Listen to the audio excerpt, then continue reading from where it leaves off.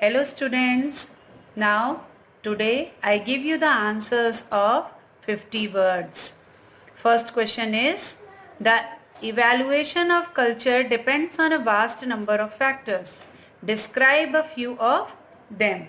The answer is, the evolution of culture depends on how it perceives things.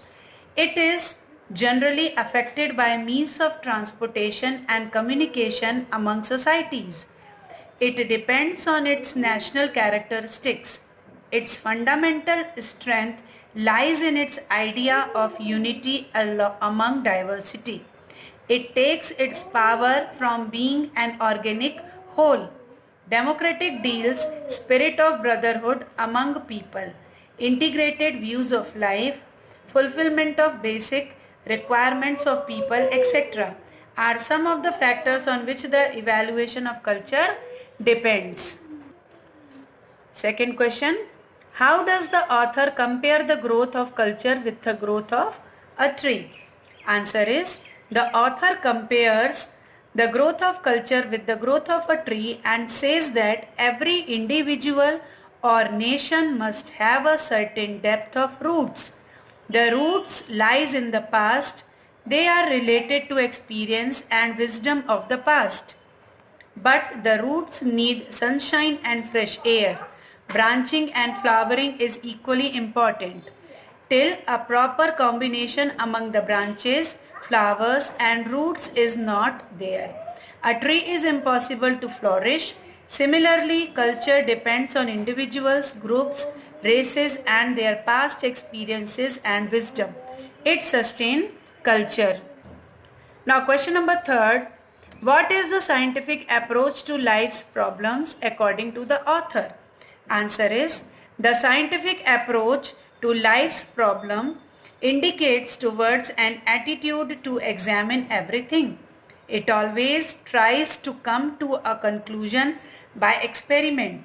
It seeks truth by trial and error method.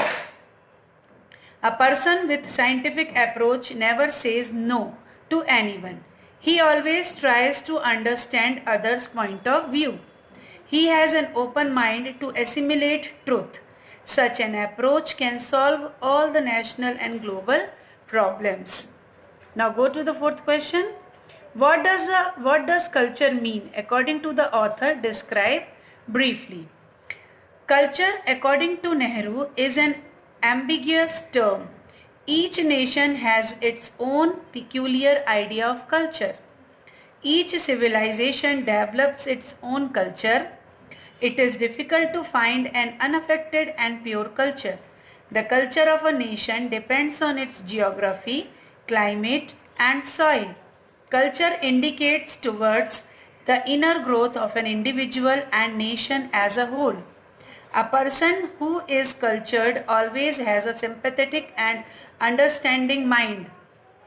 His doors and windows are open to all. Summarize the views expressed by the author on nationalism. Answer is, nationalism, according to the author, is a curious phenomenon. It gives life, growth, strength and unity to the concerned country's history. Sometimes it restricts individual thinking for the welfare of their nation only.